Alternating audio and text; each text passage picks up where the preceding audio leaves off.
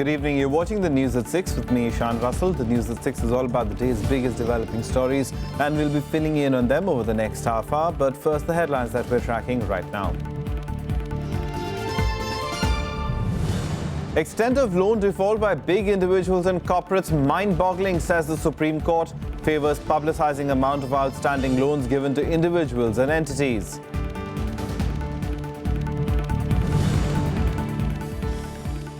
Good news for overall health of the Indian economy. Weather Office predicts above normal rains in southwest monsoon. Rains to be fairly well distributed.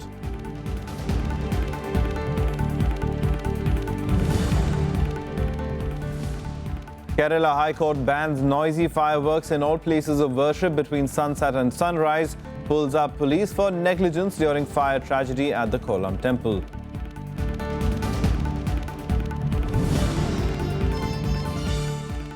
China questions G7's approach on East and South China Sea disputes. Foreign Ministers' Summit ends with a renewed commitment to end terror and nuclear threats.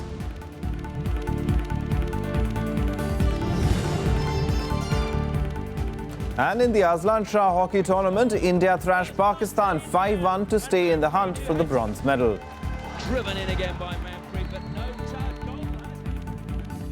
Our top story this evening, calling the amount of outstanding loans in the names of corporates and individuals as mind-boggling, the Supreme Court today told the RBI that it was in favour of making these amounts public. The two-judge bench said this as the RBI gave its list of defaulters with the pending amounts against their name in a sealed cover.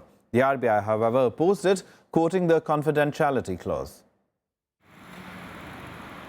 The Supreme Court has favoured making public the total amount of outstanding loans given by banks to various individuals and entities. The amount runs into lakhs of crores of rupees as per the information provided to the Apex Court by the RBI. A bench comprising Chief Justice T.S. Thakur and Justice R. Bhanumati said the information provided by the central bank makes out for a case as the amount involved was quite substantial. However, Reserve Bank of India opposed this, saying there was a confidentiality clause and the figure will have its own impact if it's disclosed. The bench has now said it will examine if the total amount of defaulting loans running into crores of rupees can be disclosed. It has also asked parties involved to frame various issues that could be debated. The bench also expanded the scope of the PIL, including the Finance Ministry and the Indian Banks Association as parties. The matter has been posted for further hearing on 26th of April. Court ने उनसे ये बोला कि भाई तुमने क्या scheme निकाली है जिससे कि तुम ये इंश्योर कर सको कि आगे से कम इस तरह के रेकलेस लेंडिंग नहीं हो पाएगी, यानी कि जिनके पास वापस करने का पैसा नहीं है, जो बोगस कंपनियां हैं, जो पहले डिफ़ॉल्ट कर चुकी हैं, उनको फिर से पैसा दे दिया जाता है, सैकड़ों करोड़ दे दिया जाता है। इसको रोकने के लिए तुमने क्या किया है? और उन्होंने ये भी टिप्पणी करी कि एक छोटे छोटे किसान जो हैं उनको थोड़ा सा अगर डिफ़ॉल्ट हो जाता है, तुम लोग तो उनकी ज़मीन वमीन बेच देते हो, और यहाँ पर इतने बड़े बड़े लोग जिन्होंने हज़ारों करोड़ ले रखे हैं वो लोग पैसे पे पैसा लेते रहते हैं, उनका कुछ नहीं होता। इसका तो कुछ करना पड़ेगा। The court also expressed surprise that no concrete steps had been taken for the recovery of such loan from defaulters, and that is the bigger question here. Stringent steps must be initiated for recovery of such loans, and this must be done now. Bureau Report, Rajya Sabha TV. Now, as a severe drought tightened its grip on 10 of the country's 29 states, a special water train today reached Latur district of Maharashtra. This year's drought is particularly severe because poor monsoons across much of the country in both 2014 and 15 have left dams and reservoirs with unusually low water levels. The IMD, however, says this year's monsoon shall be slightly above normal. Cheers and celebrations greeting the arrival of the water train in drought-hit Latur. The train brought in 5 lakh litres of water and filled up a huge well located near the station. A similar water train is expected on 15th of April. And even as both the Congress and the BJP scramble to take credit over the temporary solution to the water crisis, people say all they cared about is the water. ये सबसे बड़ी राहत है, लोगों के लिए सुकून की बात है। लातूर में और पानी आने वाला ये सुनकर लातूर के लोग थोड़ी सी अभी आराम से नींद की राह ले सकते हैं, आराम कर सकते हैं। जैसे लोग दीपावली और रमजान में जो खुशी मनाते हैं, ऐसी लातूर के लोगों को आज खुशी हो रही है। आप देख रहे होंगे पूरे लातूर शहर भर से लोग यहाँ पर सिर्फ ट्रेन देखने के लिए, रात भर कुछ लोग यहाँ पर ट्रेन देखने के लिए रुक गए थे। और जिन्होंने दिया है उनको श्रेय मिलने दीजिए, हमें सिर्फ पानी चाहिए और जिसको लेना है लीजिए, यहाँ श्रेय का कोई विषय नहीं। जो ट्रेन आई है ट्रायल ट्रेन है, रूटीन ट्रेन जो है अभी हम प्लान करेंगे। जब ये रूटीन ट्रेन आएगी तो 50 लाख लीटर प्रतिदिन के हिसाब से पानी जो है हमें मिलेगा। उससे जो वाटर की स्केर्सिटी जो है वो काफी एड्रेस हो जाएगी। Latur is fast becoming the focal point of the drought crisis that has hit the entire Marathwada region. Agriculture growth is all set to decline in Maharashtra by 2.7% for 2015-16. Cabinet Secretary P.K. Sinha reviewed the situation arising out of rain deficiency and drought-affected areas. Maharashtra PWD Minister Eknath Shinde also met farmers and assured them of help from the state. उनका कहना है कि जैसे बारिश शुरू होती है तो हम लोग चले जाएंगे, 2 महीने की बात है, तो कैसे उनको मदद करनी है ये सब लोग मिलके हम लोग देखते हैं और वो कोशिश करते हैं कि उनको 2 महीने तक यहाँ पर कोई दिक्कत नहीं हो। Meanwhile, the Uttar Pradesh government has said it will take all possible steps to ensure there will be no starvation deaths in the state. This comes a day after the centre announced a relief of 1,304 crore rupees for the region. देखिए, पिछले 2 वर्ष से लगातार सूखा है। इस बार का budget आप कह सकते हैं देश में कभी किसान के लिए ऐसा बजट नहीं आया। कुछ नई योजनाएं हैं। 14 तारीख को प्रधानमंत्री नेशनल एग्रीकल्चर मार्केट की शुरुआत कर रहे हैं। फसल बीमा की शुरुआत इस वर्ष हुई है। सिंचाई योजना एक तरह से इस वर्ष आप कह सकते हैं कि जमीन तक पहुंचेगी। तो 2 साल के सूखे से समस्याएं तो किसानों को है, लेकिन सरकार जितना कर सकती है उतना कर रही है। Several states are reeling under severe water shortage this summer due to deficient monsoon in the last 2 years. People in northern and eastern India continue to reel under hot and sultry weather as the mercury level rose to 40 degrees Celsius on Monday in most places. The weatherman says the ongoing heat wave will intensify in the coming days, with the day temperatures likely to remain several notches above normal. However, there is some cheer as Met Department says this year's southwest monsoon should be slightly above normal. Bureau Report, Rajya Sabha TV. The Kerala High Court today banned sound-making firework displays in all places of worship in Kerala between sunset and sunrise. The decision comes after a judge requested the move. The court also pulled up the state police for negligence in providing basic facilities to devotees who gathered at Kolam temple for worship. It questioned how the police could ignore such a huge stash of fireworks in the temple at the annual festival on Saturday night. Meanwhile, 7 managing committee members of the Putingal Devi temple surrendered on Tuesday. Police officials are questioning them. The temple officials have been missing ever since the fireworks tragedy that claimed nearly 110 lives and left over 1,000 injured. In the backdrop of the tragedy, the Kerala government has also called an all-party meeting on Thursday to see if a consensus was possible on total or partial ban of fireworks in places of worship. Kerala Chief Minister Oman Chandi announced earmarking 20 crores for relief and rehabilitation of the victims of the 10th April tragedy.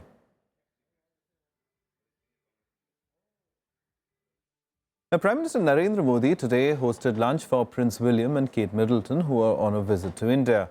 Modi welcomed the British royals at the Hyderabad House. Reports said a 4-course lunch featured Indian cuisine. Classical musician Rahul Sharma played the santoor that included a performance of the Beatles' classic Let It Be. Earlier, they visited the shelter of the Salam Balak Trust that provides support for street kids in Delhi and Mumbai. The couple have spent much of the 3 days in India meeting children and charities that work with them. The Duke and Duchess of Cambridge are scheduled to leave for Assam today, where they will visit the Kaziranga National Park.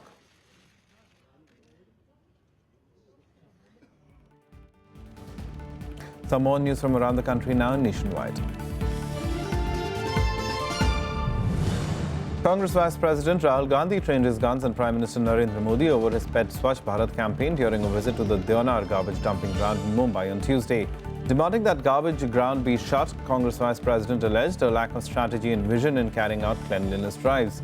Recently, 2 massive fires broke out at the dumping yard, leading to a thick blanket of smog in various parts of Mumbai. In the wake of the recent Panama Papers leak, India will take part in a special OECD meet on the 13th of April in Paris to firm up cooperation between countries. A director rank officer of the CBDT will represent the country at the day-long special session. The government has set up a multi-agency group to investigate the Indian names and entities mentioned in the leaks. An Indian national who was languishing at Lahore jail for over 20 years on spying charges was found dead in his cell on Monday. Kirpal Singh, who hails from Gurdaspur district in Punjab, had allegedly crossed the Wagah border into Pakistan in 1992 and was arrested. He was sentenced to death in a serial bomb blast case in the Punjab province, but was later acquitted by the Pakistan High Court. Time now for all the election-related news in our special segment, Verdict 2016.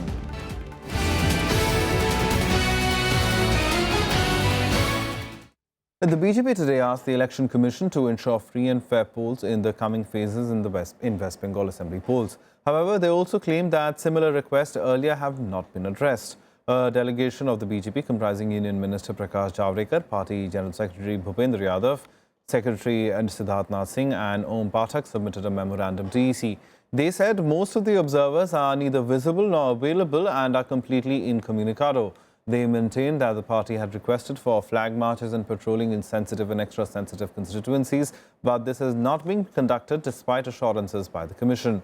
Seeking deployment of central forces, they requested the Commission to order effective steps to stop the use of muscle power and take effective steps to create an atmosphere of free and fair elections.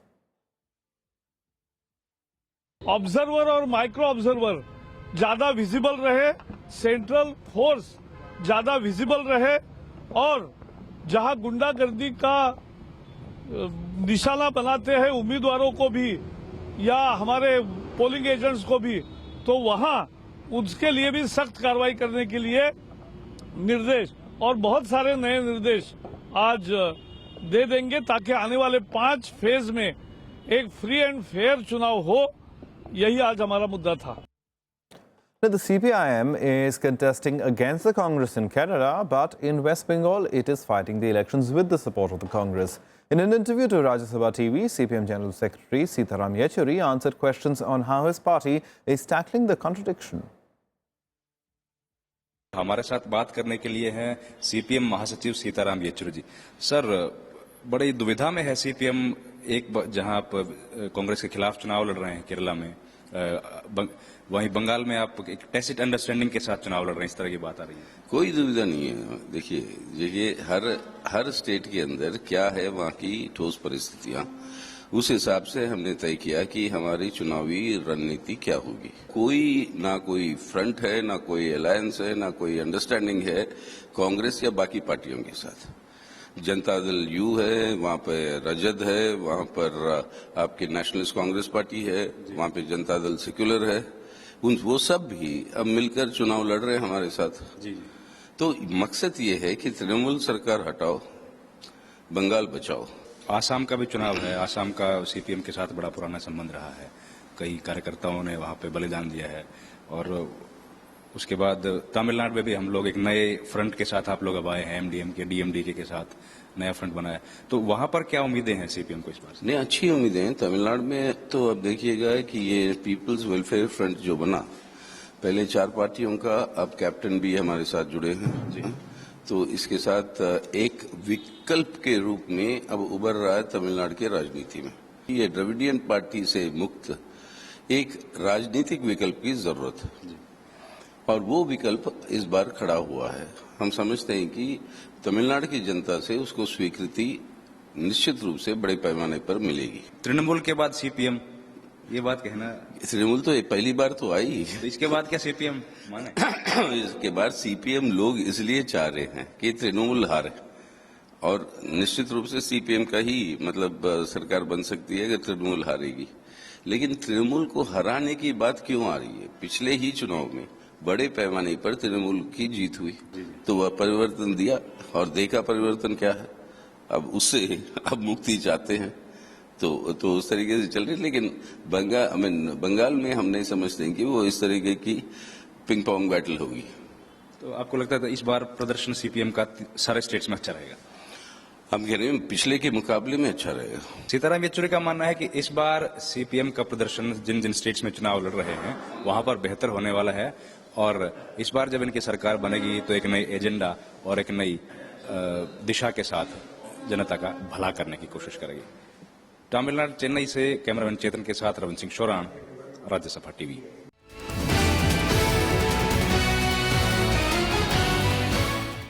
Time for us to take a short break. Lots more on the other side. Do stay tuned.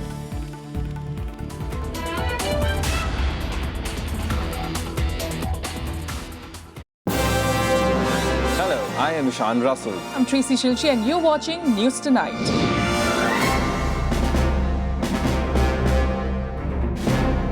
Together with the team of our Dedicated professionals from across various fields. This is Shyam Sundar, Vishal Dahiya, Akhilesh Suman, Frank Pereira from Beijing, China. Kriti Mishra for Rajyasabha Television. We bring to you the news that matters here on Rajya Sabha TV.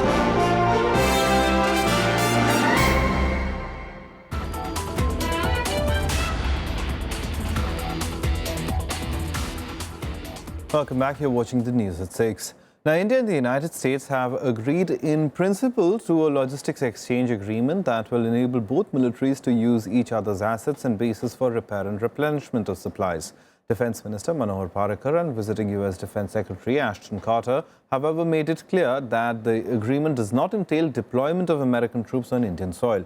The two sides also agreed to set up a new bilateral maritime security dialogue between officials from their respective defense and foreign affairs ministries. India and the United States will also enhance ongoing Navy-to-Navy discussions to cover submarine-related issues and deepen cooperation in maritime domain awareness by finalizing a white shipping agreement in the near future. As our engagement deepens, we need to develop practical mechanisms to facilitate such exchanges.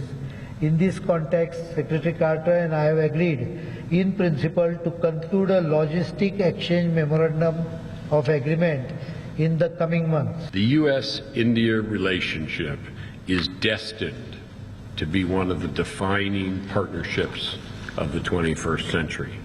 And that destiny is rapidly and surely becoming a reality. Now, China has expressed anguish at the G7 nations taking sides in the East and South China Sea disputes at the just concluded G7 Foreign Ministers Summit in Hiroshima, Japan. On Monday, these nations called on all states to refrain from making land reclamations. The summit concluded yesterday with renewed commitment to end terrorism and nuclear threats. Provoked by its isolation, China is turning against the G7 countries.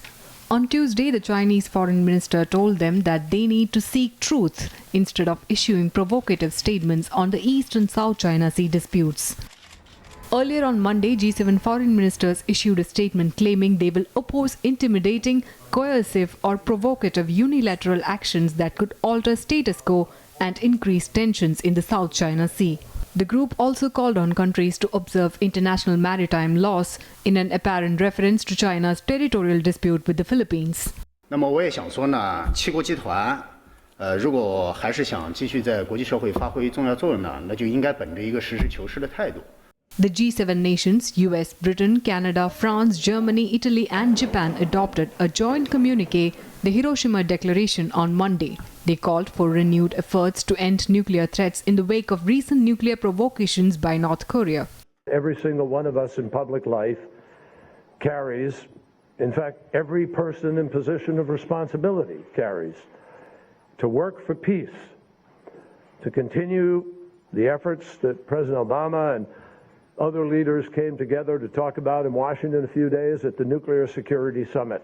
The G7 foreign ministers meet at Hiroshima is being seen as a prequel to the G7 summit. World leaders will discuss how to implement major decisions taken at the just concluded summit.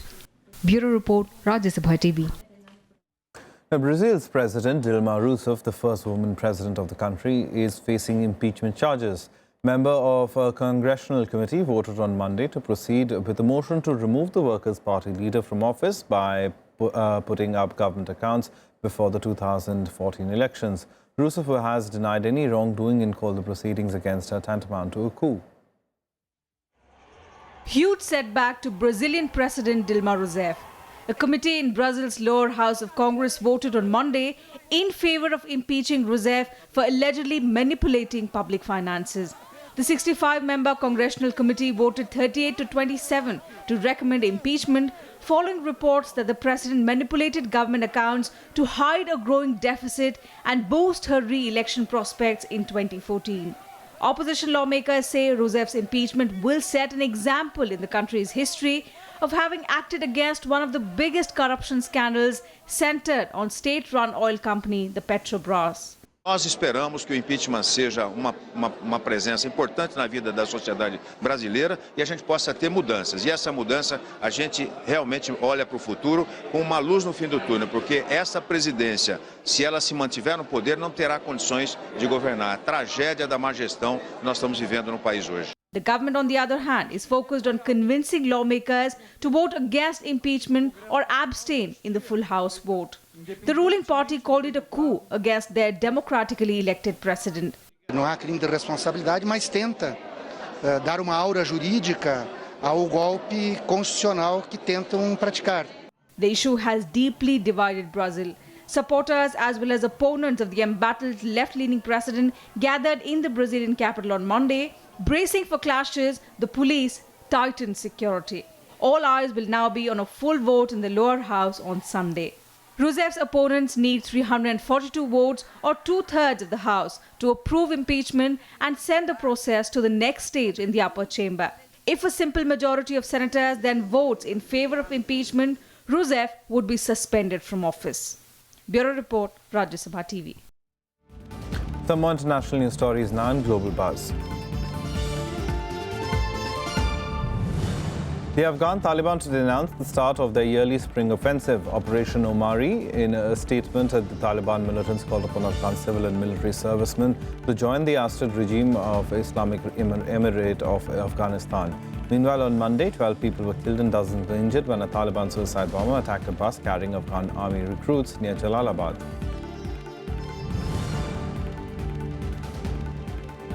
Belgium has arrested 2 more suspects in connections with the Brussels attack. They were charged for alleged links to the rental of a property suspected to have been used as a safe house before the Brussels attacks. Since last week, 6 suspects have been caught and charged for the 22nd March bombings in Brussels that killed 32 people.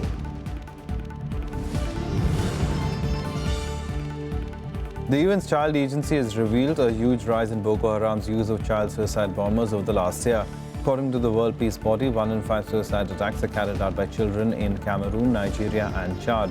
Girls are often drugged and used as tools by militants. According to UNICEF, nearly 1.3 million children have been forced from their homes across 4 nations. Those are Cameroon, Chad, Nigeria and Niger.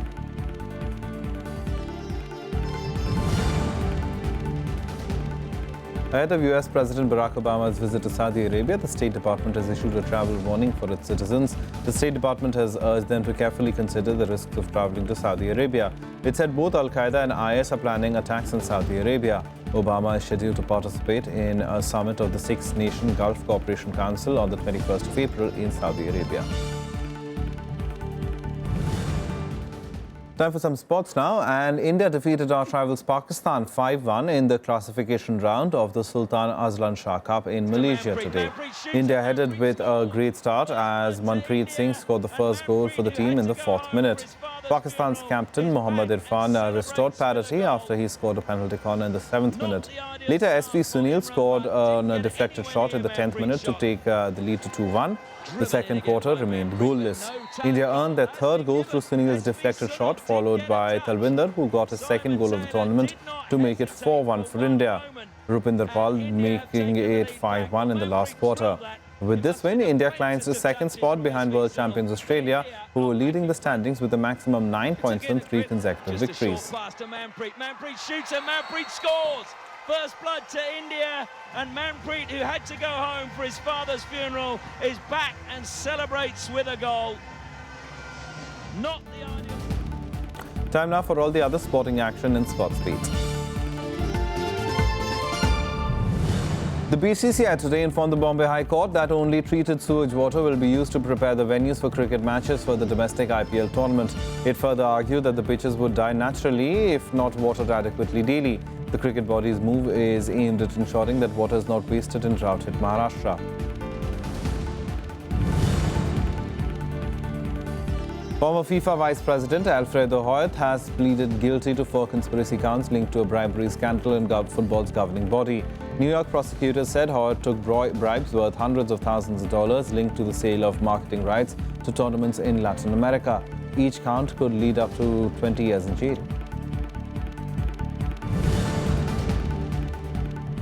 Barcelona will take on Atletico Madrid in the Champions League quarter-final second leg on Wednesday. The Catalan side will hope to redress their stuttering domestic form by sealing their passage to the semi-finals. The visitors already had a 2-1 lead from the first leg in the return match at Vicente Calderón.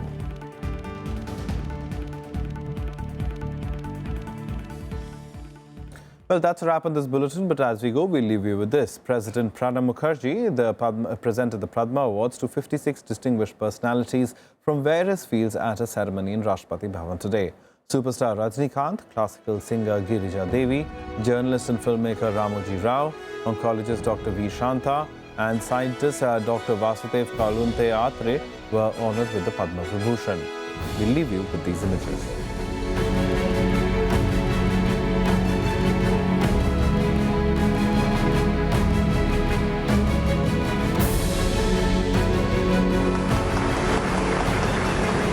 ऐसा लग रहा कि मैं कहीं सपना तो नहीं देख रहा हूँ. It was a huge honor for me to be here. I can't find right words to describe the feeling.